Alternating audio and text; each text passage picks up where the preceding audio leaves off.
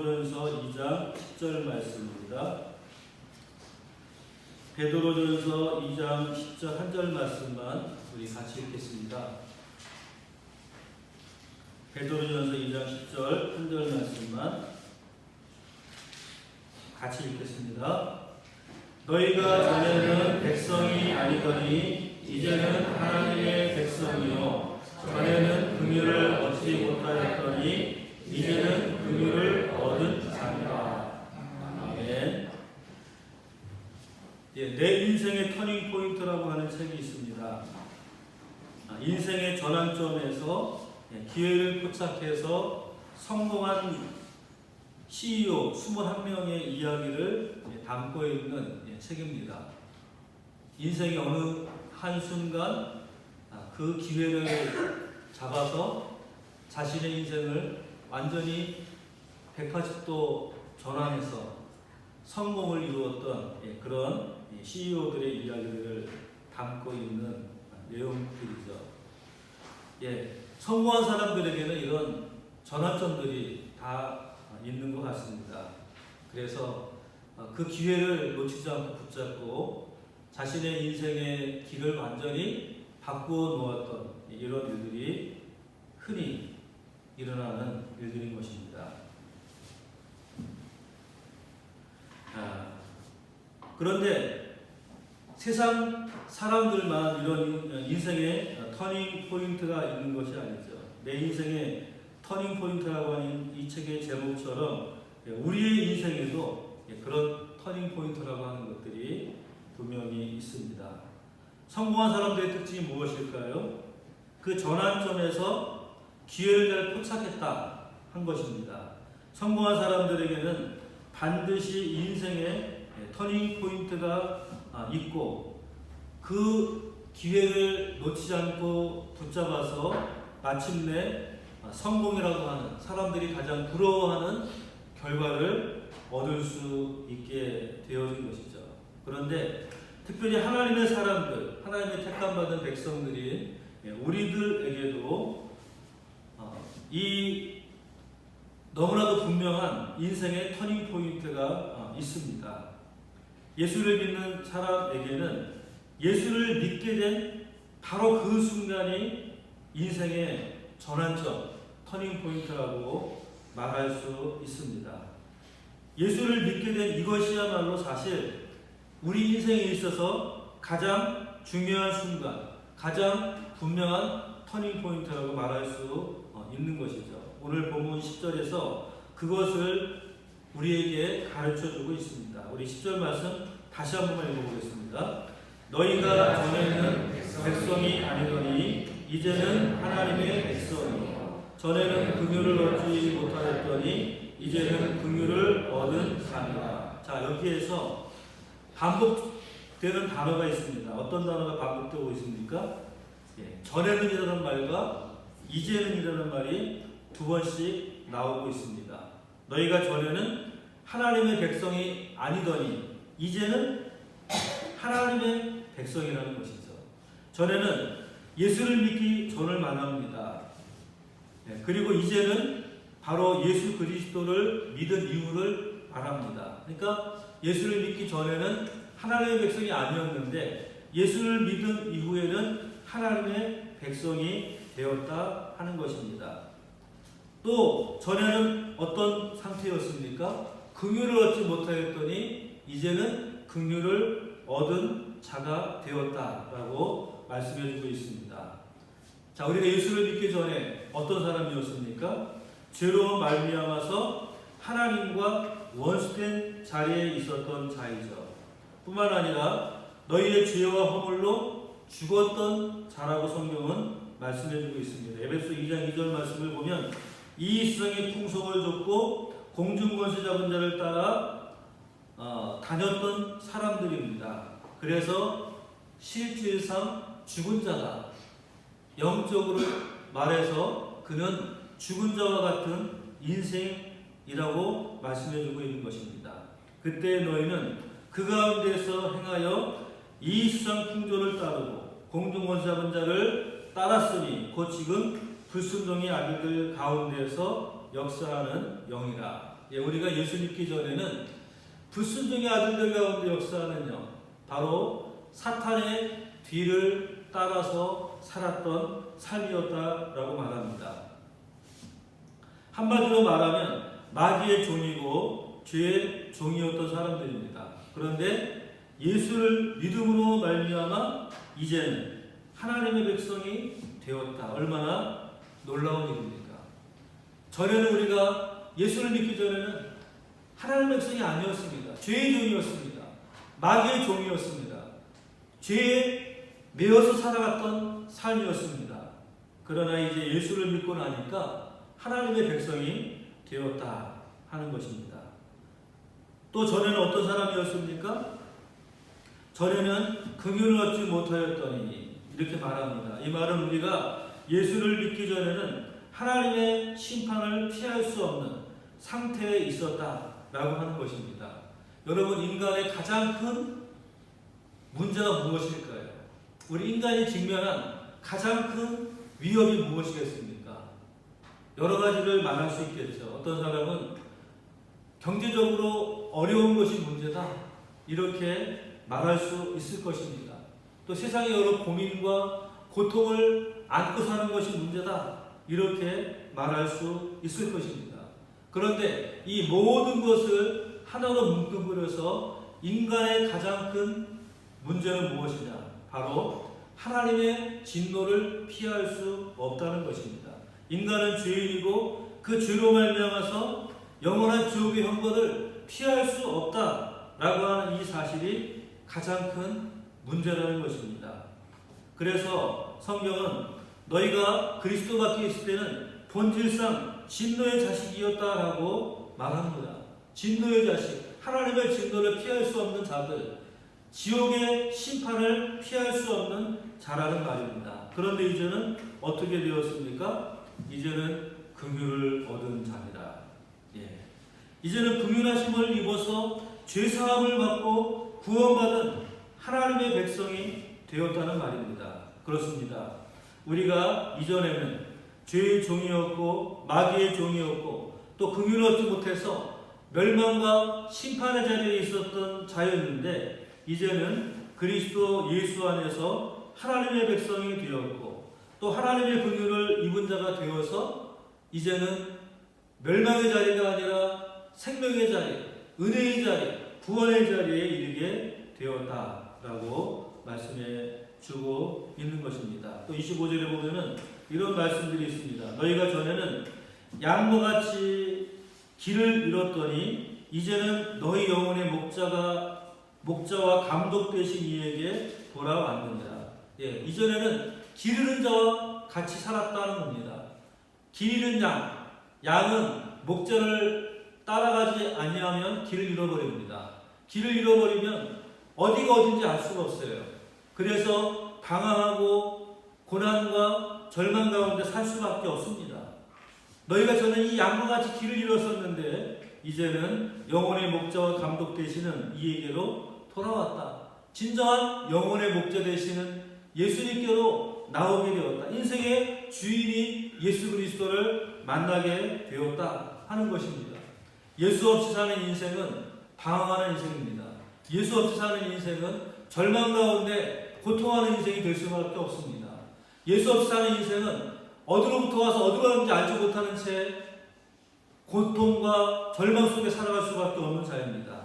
그러나 우리가 진정 인생의 목자 되신 예수 그리스도에게로 돌아오게 되면 그분은 우리를 인도하시는 목자가 되시고 우리를 생명의 길, 영생의 길, 구원의 길로 인도해 주시는 것입니다. 죄의 본질이 무엇이겠습니까? 하나님 없이도 살 수 있다라는 생각입니다. 하나님 없이 내 마음대로 내가 하고 싶은 대로 해도 나는 잘 살 수 있다. 이것이 바로 죄의 본질인 것입니다. 예수님이 도와주지 않아도 건강하게 살 수 있고 성공할 수 있고 행복하게 살 수 있다. 이런 생각이 바로 죄의 본질이죠. 얼마든지 내가 내 인생을 책임질 수 있다라고 하는 그런 교만한 마음이 바로 죄의 본질입니다. 하나님 없이도 얼마든지 내가 내 인생의 주인이 되어서 행복하게 살 수 있다라고 하는 이런 착각, 가운데 살아가는 것입니다. 그런 생각으로 양이 목자를 떠나가는 것입니다. 그런데 어떻게 되었습니까? 길 잃은 양이 되어서 그냥 유리하고 방황하며 좌절하고 절망하며 고통하는 삶을 살게 되는 것입니다. 사망의 음침한 골짜기 가운데 거하게 된 것입니다. 인생의 목적을 상실하게 된 것입니다. 내가 지금 어디로부터 와서 어디로 가는지를 알지 못하는 것입니다. 방향을 상실하게 되었다는 것입니다. 죄와 죽음의 법 아래 놓여지게 된 것입니다. 그래서 늘 불안과 염려 속에 사는 인생이 되고 말았습니다. 크고 작은 인생의 온갖 두려움 가운데 빠지고 마는 것입니다. 우리도 과거에는 다 이와 같이 길을 잃어버린 목자를 떠난 양과 같은 그런 모습이었습니다. 그런데 이제는 예수를 믿음으로 말미암아 하나님의 자녀가 되는 순간 영혼의 목자 되시는 예수님께로 돌아오게 되는 것이죠. 그래서 우리 인생의 올바른 길을 예수님의 인도하심을 따라 걸어갈 수 있게 되는 것입니다. 이제는 이 험한 광야의 나그네 길 가운데에서 나를 늘 이끌어 주시고 돌보시는 그런 선한 목자 되신 예수님께로 우리는 돌아오게 되는 것입니다. 이제는 나를 저 천국에까지 안전하게 인도해 주실 수 있는 내 영혼이 육체의 장막을 벗는 그 마지막 순간까지 나를 책임져 주실 수 있는 영혼의 목자 되시는 예수님께로 우리가 돌아오게 되었다. 이 사건이 바로 인생의 전환점인 것입니다. 바로 우리 그리스도인들의 인생의 가장 결정적인 터닝 포인트가 바로 무엇입니까? 예수 그리스도를 만나는 것이죠. 사도 바울이 예수 믿자를 핍박하고 교회를 박해하고 교회를 무너뜨리게 하기 위해서 자신의 모든 힘을 다 쓰는 그런 가운데 살았을 때 그에게 무슨 소망이 있습니까? 아무런 소망이 없고 그에게는 분노와 그리고 그에게는 미움밖에 그의 인생에는 없었습니다. 그런데 다메스코 산에서 예수 그리스도를 만났을 때 그것이 바로 그의 인생의 결정적인 터닝 포인트가 된 것이죠. 그래서 그 이후로는 사람을 죽이는 바울이 아니라 감옥에 가두는 바울이 아니라 살리는 바울, 복음을 전하고 사람들을 하나님께로 인도하는 사도로서의 삶을 살게 되었던 것입니다. 인생의 가장 결정적인 터닝 포인트는 바로 그가 예수 그리스도를 만났다 하는 데 있는 것입니다. 사랑하는 여러분, 우리가 예수를 믿었다고 하는 것은 단순히 어느 정도 우리의 상태가 조금 나아졌다 이것을 의미하는 것이 아닙니다. 다시 말하면 술 먹던 사람이 술을 끊게 되고 담배를 피웠던 사람이 담배를 끊게 되는 그런 정도의 변화가 아닌 것이죠. 전혀 새로운 사람이 되는 것을 의미합니다. 인생의 방향이 완전히 바뀌는 것을 말하는 것입니다. 그래서 바울은 고린도후서 5장 17절 말씀에서 이렇게 말합니다. 그런 중 누구든지 그리스도 안에 있으면 새로운 피조물이라. 이전 것은 지나갔으니 보라 새 것이 되었도다. 새 피조물이 되었다. 그리스도 안에 있으면 그 사람은 새로운 피조물이 된 것이다. 이렇게 말하고 있습니다. 옛사람은 이제 죽고 새 사람이 되어서 하나님 앞에 서게 되었다는 것입니다. 그러므로 예수를 믿고 새로운 피조물이 된 사람에게는 이전과 이후의 삶이 분명히 구별되어질 수밖에 없는 것입니다. 저와 여러분들은 누가 무엇이라고 한다 할지라도 우리의 신분이 완전히 바뀌어진 사람들입니다. 인생의 방향이 바뀐 사람들입니다.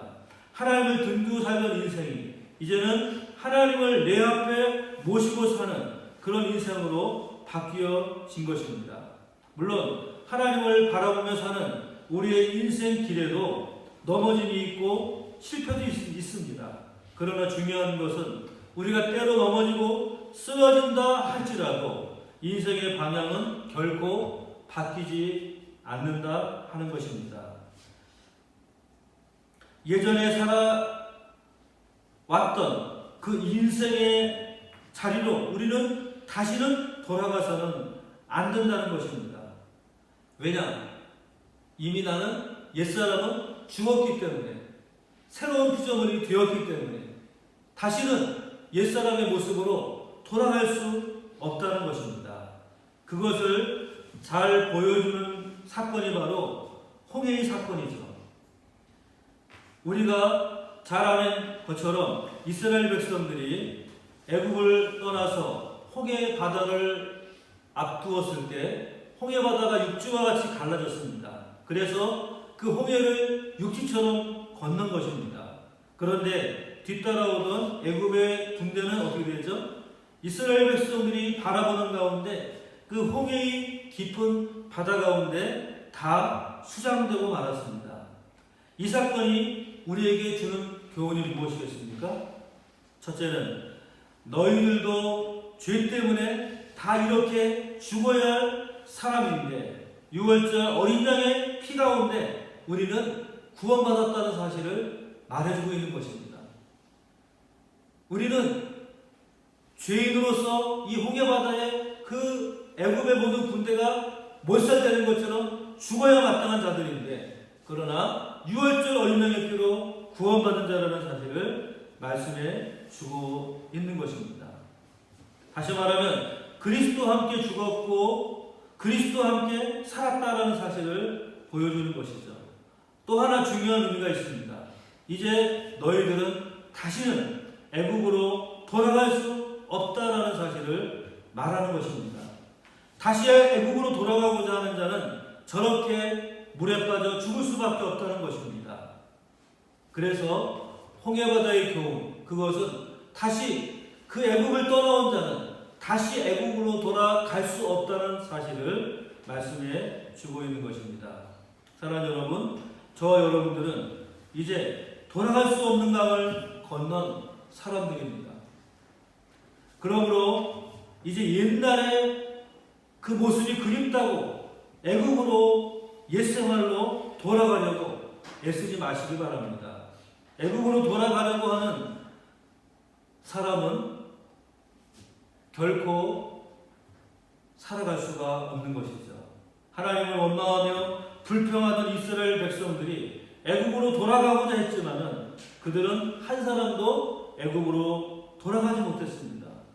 그들은 오히려 광야에서 죽고 말았던 것입니다.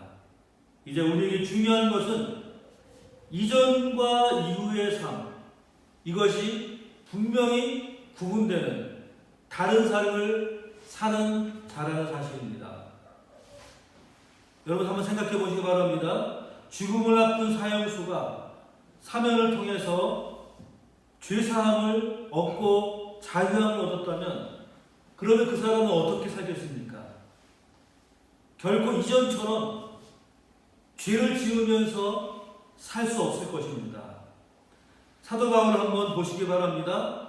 그는 예수님을 만나기 전에는 십자가의 원수로 행했던 사람입니다.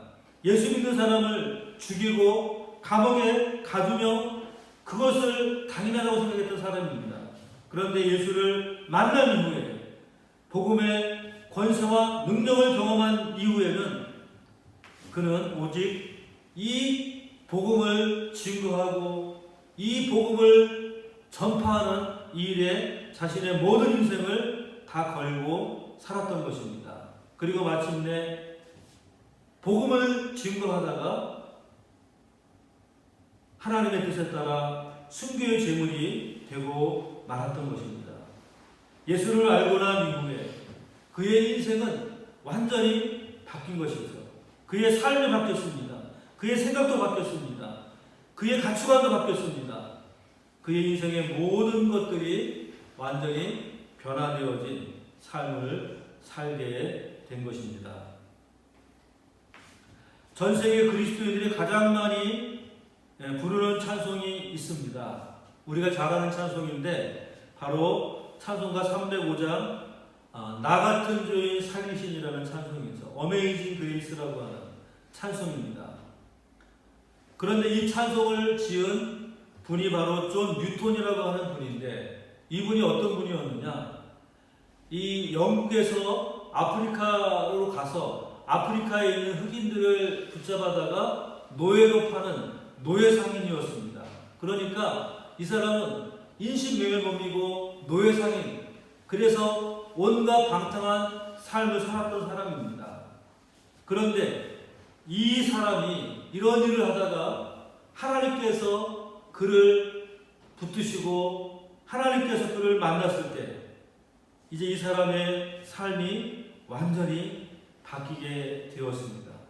노예 상인으로서 그렇게 다른 사람을 붙잡아다가 팔아버렸던 이러한 사람이 이제는 완전히 변화되어져서 그가 영혼을 살리는 이런 구원의 그런 자리에 서게 되었던 것입니다. 그래서 우리가 잘 아는 이 찬송가, 나 같은 죄인 살리신 주 은혜 놀라워, 자신의 죄악된 모습을 눈물로 고백하면서 주님의 그 놀라운 은혜와 사랑을 감사함으로 그렇게 찬송하는 사람이 되었던 것입니다. 그래서 그는 그 이후의 삶, 완전히 변화된 가운데에서 주를 위해 살고, 자신이 그때 노예를 팔아서 그렇게 먹고 살았던 사람이 이제는 노예 해방을 위해서 자신의 모든 인생을 바치는 그런 사람으로 완전히 변화되어지게 되었던 것입니다. 사랑하는 여러분, 바울만이 아니라 존 뉴턴만이 아니라 우리 모두도 이전과 이후가 분명히 달라야 하는 자들입니다. 아니, 이전과 이후에 대한 분명한 간증이 있어야 합니다. 내가 이전에는 주님을 만나기 전에는 세상 가운데 방황하며 살았지만, 그러나 이제 주님을 만난 그 순간부터 내 인생은 달라졌습니다. 내 인생은 변했습니다. 내 인생은 이제 나를 위해 사는 인생이 아니라 주를 위해 사는 인생이 되었습니다라고 완전히 변화된 그러한 삶을 우리가 살아야 될 줄 믿습니다. 이전에는 육신대로 살 수밖에 없었지만 이제는 영으로서 몸의 행실을 죽이면서 살아가는 자가 되는 것입니다. 전에는 나 중심으로 살았지만 이제는 남을 위해 살아가는 자가 되어야 하는 것입니다. 전에는 열매 없는 어둠의 일에 참여하며 살았지만 그러나 이제는 주님의 뜻을 이루는 삶을 살기를 힘쓰는 자가 되어야 하는 것입니다. 전에는 술 취함과 방탕한 삶을 살았지만 이제는 성령 충만하고 지혜롭고 깨끗한 생활을 하기를 소원하는 그런 자가 되어야 하는 것입니다.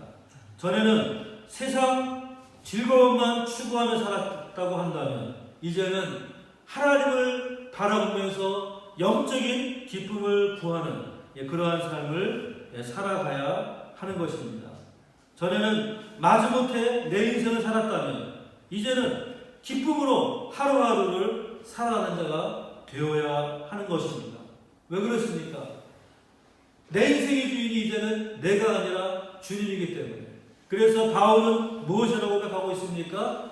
내가 살아도 주를 위해서, 죽어도 주를 위해서 죽나니 살아 죽으나 나는 주의 것이다라고 고백하고 있는 것입니다. 이전의 삶은 내가 주인의 삶을 살았다고 한다면, 그래서 내 마음대로 하고 싶은 대로 살았다고 한다면, 그러나 예수를 만난 이후에는 예수님이 내 삶의 주인이요, 나의 모든 것들은 주님의 손에 붙잡아 되었다는 사실을 우리가 고백하면서 주를 위해 살겠습니다. 살아 죽으나 내가 주의 뜻대로 살겠습니다. 그렇게 고백하며 살아갈 수 있는 여러분들이 되시기를 바랍니다. 그렇다고 해서 여러분들이 다 주의 종이 되라는 말씀을 하는 것이 아닙니다. 목자가 되라는 말을 하는 것이 아닙니다. 우리가 세상 속에 살더라도 주를 위해 살고 주님 뜻대로 살고 주님 말씀대로 살아가는 그런 자가 되어야 한다는 것입니다. 왜냐하면 우리는 주의 것이기 때문에, 이제는 내 것이 아니라 주의 것이기 때문에 주님 뜻대로 살아가고 주님 말씀대로 살아가고 주님 원하시는 대로 살아가는 우리의 삶이 되어야 할 줄 믿습니다. 오늘 이 성찬에 참여하시는 여러분 모두가 바로 이런 믿음으로써 이런 고백으로써 주님 뜻대로 살겠습니다. 주님 말씀대로 살겠습니다. 내 삶의 주인은 내가 아니요 오직 주님이심을 고백하고 그 뜻대로 살기를 다짐하는 그런 은혜가 있기를 주님의 이름으로 축원합니다. 기도드리겠습니다. 전능하신 아버지 하나님, 주님의 은혜를 감사합니다. 오늘도 우리를 사랑하시고 우리를 불러주시고 우리를 주의 은혜로 주님의 백성으로 삼아주신 것 감사합니다. 너희가 전에는 백성이 아니더니 이제는 하나님의 백성이 되었고 전에는 긍휼을 얻지 못하였더니 이제는 긍휼을 얻은 자가 되었다라는 이 말씀처럼 오늘 우리가 예수를 만난 이후에는 이전과 완전히 다른 삶을 살 수 있는 주의 백성들 되게 은혜 내려 주시옵소서. 주의 말씀대로 사는 은혜를 우리에게 허락하여 주시옵소서. 예수님의 이름으로 기도드리옵나이다.